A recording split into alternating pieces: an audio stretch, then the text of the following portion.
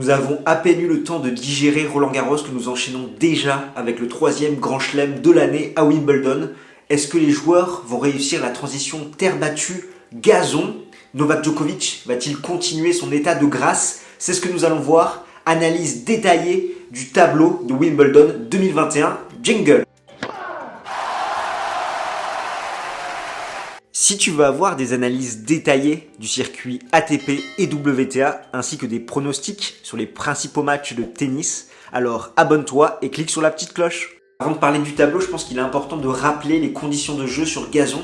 Est-ce qu'après une saison sur terre éreintante, les joueurs vont réussir le changement de surface? En effet, ils vont passer d'une surface où les échanges sont en moyenne de 5 frappes à une surface où cela ne dure plus que 3,8 frappes. À l'inverse de la terre où les joueurs doivent générer énormément de puissance du fond pour faire avancer la balle, sur gazon, la rapidité naturelle de la surface va favoriser les frappes tendues ainsi que les joueurs qui sont capables d'avoir un centre de gravité plus bas pour s'accommoder au rebond. À rajouter à cela que la plupart des joueurs n'ont aucun repère depuis 2 ans sur cette surface. À noter la nouveauté de 2021, il n'y a plus de classement spécifique pour Wimbledon, où les têtes de série étaient décidées par rapport à leurs résultats précédents sur cette surface. D'ailleurs, dans les 32 premières têtes de série chez les hommes, seulement 6 ont déjà rallié les quarts de finale à Wimbledon.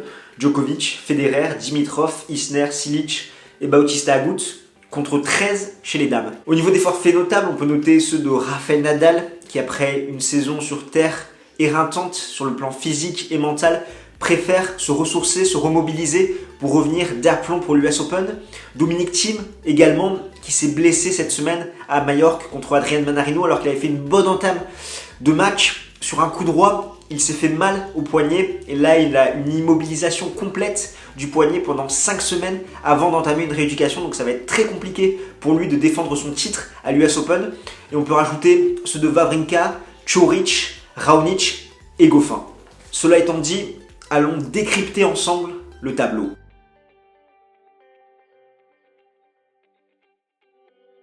On attaque tout de suite par la partie de Novak Djokovic. Le Serbe est le joueur qui a le jeu idéal pour performer.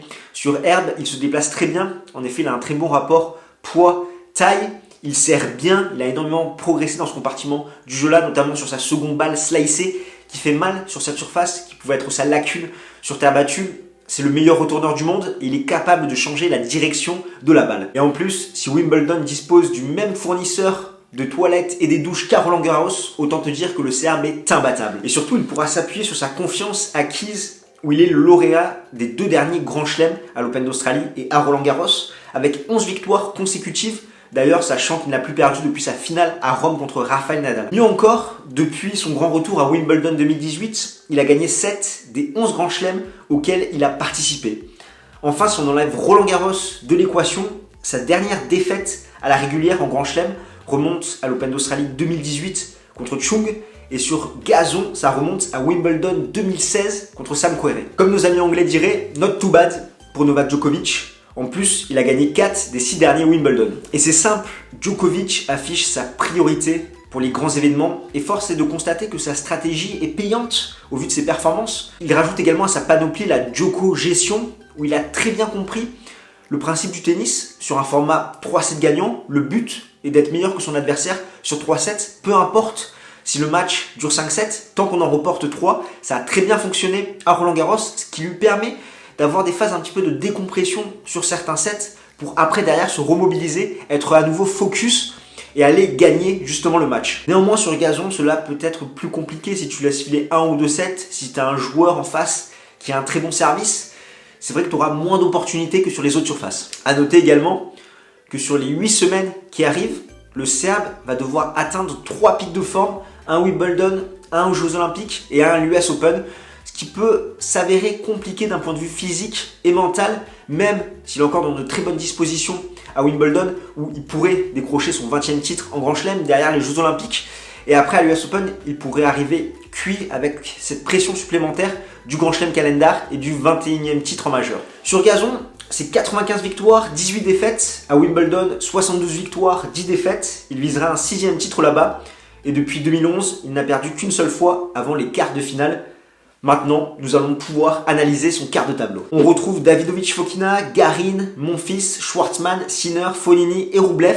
Comme tête de série, au niveau des coupeurs de tête, qu'on peut noter Kevin Anderson, finaliste en 2018, Denis Kudla, 8e de finaliste à Wimbledon en 2015, ainsi que Lloyd Harris. Par rapport aux têtes de série de sa partie de tableau, on pense notamment à son quart théorique contre Rublev, qui est un jeu très agressif pour briller sur herbe, où il a cette mentalité d'attaquer chaque balle.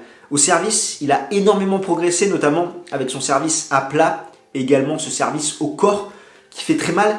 Néanmoins, il présente des lacunes à la relance, et pour le moment, il manque de garantie sur cette surface. On trouve également Davidovich Fokina, qui a été titré à Wimbledon Junior en 2017. Néanmoins, depuis son titre sur gazon, là-bas, il a changé son mouvement au service, avec le coude beaucoup trop bas, ce qui fait qu'il est beaucoup moins performant dans ce compartiment du jeu-là. Un petit peu comme Todd Martin l'avait fait avec Novak Djokovic dans les années 2009, où il avait cette position avec le coude vraiment très bas, qui avait un petit peu totalement déréglé son timing au service.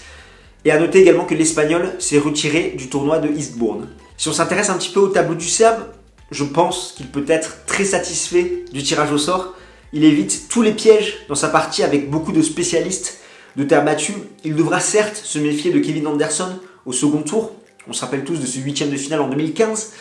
Mais il faut être réaliste. Le Sudaf a gagné seulement 2 matchs sur gazon cette saison pour 3 défaites. Et en bas, si tout va bien, il devrait retrouver Andrei Rublev, qui lui aussi, potentiellement, a ce piège Harris. Mais s'il le passe, les deux joueurs peuvent vraiment se rencontrer en quart de finale.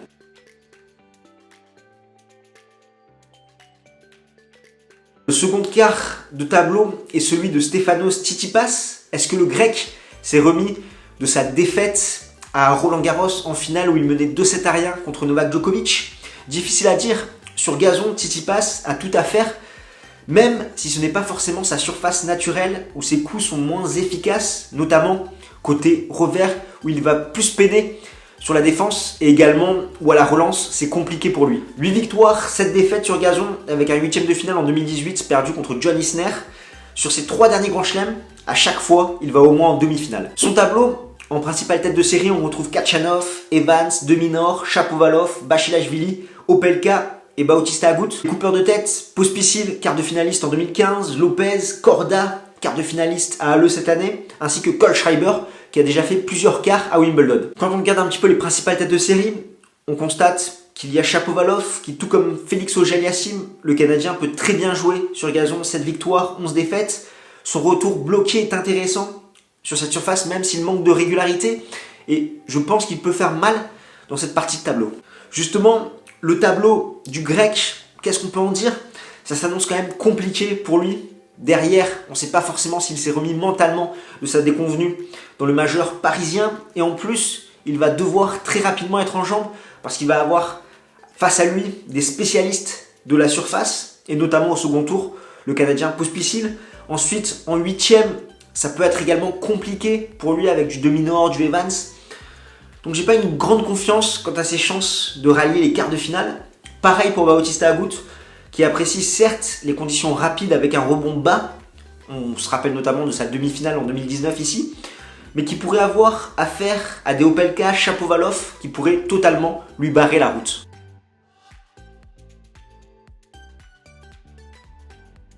On passe tout de suite à la partie de Alexander Zverev. En 2017, c'est à Wimbledon qu'il passa enfin la première semaine d'un majeur. 8 victoires, 5 défaites dans le majeur britannique. Sur gazon, il peut s'appuyer sur son excellente première balle qui peut faire très mal.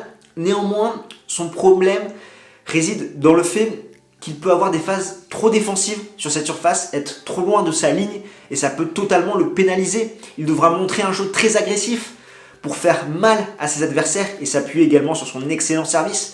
Et à l'inverse des autres surfaces, s'il laisse échapper un set ou deux, ça peut devenir très compliqué pour lui et plusieurs joueurs peuvent le battre le temps qu'il se remette un petit peu les idées en place. Tout dépendra de son niveau au service et son agressivité. Sur les 5 derniers grands chelems, il va 4 fois au moins en quart de finale. Du coup, au niveau des têtes de série, on trouve Fritz, Humbert, Auger-Aliassime, Ruud, Karatsev, Isner et Berrettini. Et le principal coupeur de tête, c'est Nick Kyrgios. Si on parle un petit peu de Berrettini, qui s'est imposé au Queens contre Cameron Norrie, l'Italien a montré qu'il était un client sérieux sur gazon, d'autant plus qu'il avait gagné Stuttgart en 2019 et fait un 8e à Wimbledon 2019. Il peut s'appuyer sur son service, 85% de points gagnés sur première balle au Queens et son second coup de raquette avec son coup droit. Ainsi, soit il met un ace, soit un service gagnant, et si par chance l'adversaire retourne son service, il fait le point avec son coup droit. L'Italien est très fort dans cette filière courte où il agresse rapidement son adversaire. Néanmoins, quand l'échange va au-delà des 5 frappes, il est plus vulnérable, dominé contre Norrie dans ce compartiment du jeu-là. C'est dû au fait qu'il va ensuite à la faute, grosse prise de risque, où son jeu de jambes est exposé. C'est pourquoi les joueurs qui retournent son service et arrivent à tenir l'échange peuvent lui poser des problèmes. On se rappelle tous de ce match contre Schwartzmann à Wimbledon ou 2019, où le principal intéressé dit que ça a été l'un de ses matchs les plus compliqués sur gazon. Il peut également s'appuyer sur son revers slicé court croisé. Néanmoins, malgré son bilan honorable de 18 victoires pour 5 défaites sur cette surface, il manque de victoires références. Je rappelle que ses principaux faits d'armes, c'est du demi-nord, Auger-Aliassime, Kyrgios, mais pas finalement de top player. Dans cette partie, il y a également Humbert qui a été titré à Halle. Le gazon est sans doute la meilleure surface du français, excellent au service, avec son service de gaucher qui fait reculer ses adversaires, ainsi que son service au corps. Son jeu se marie parfaitement avec cette surface. Frappe très tendue, notamment côté revers, où il redirige long de ligne. Prise compacte, lui permettant de prendre la balle extrêmement tôt. Enfin, un petit mot sur Félix Auger-Aliassime, qui retrouve enfin des couleurs sur sa meilleure surface, 15 victoires, 5 défaites sur gazon. Il fait finale à Stuttgart et demi à Halle en sortant Federer, très agressif avec son service et son coup droit. Il manque malheureusement de régularité et consistance dans son jeu. Ce qui fait qu'on a un quart de tableau quand même ultra relevé avec pas mal de joueurs en forme. Et comme à l'Open d'Australie, Humbert a tiré Nick Kyrgios au premier tour. On se rappelle tous de ce match en 5-7. Ça s'annonce compliqué pour le Français, même s'il aura plus de références sur la surface, étant donné qu'il a déjà joué plusieurs matchs dessus.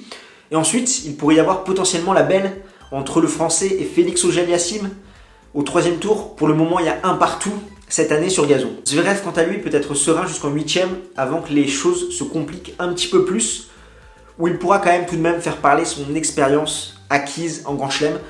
Et de l'autre côté, Berrettini, son principal obstacle, c'est John Isner au troisième tour.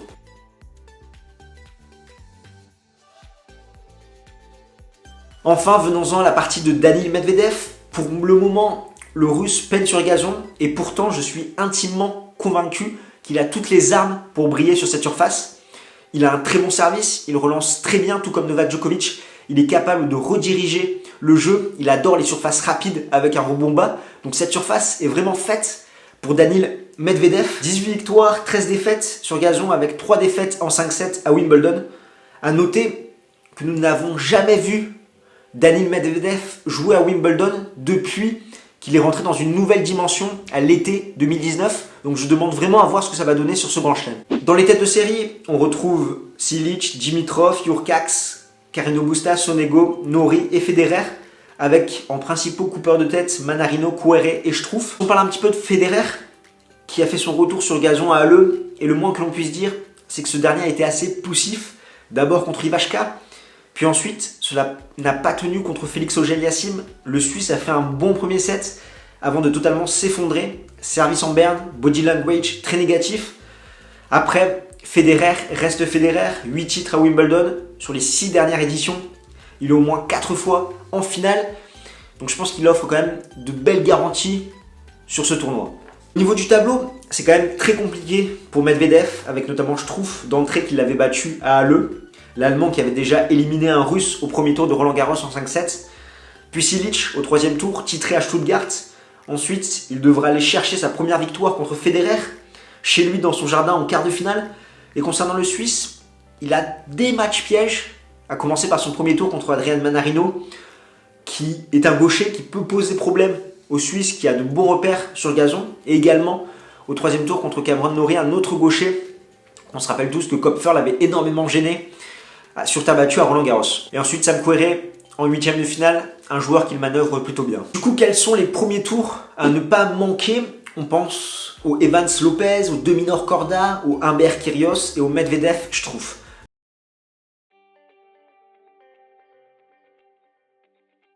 Maintenant, on va en venir à la partie qui t'intéresse, les pronostics. Je t'avoue que c'est très compliqué de faire des pronostics sur ce tournoi. Les joueurs ont très peu de repères, il va y avoir pas mal de surprises. Donc je vais t'afficher les quarts théoriques.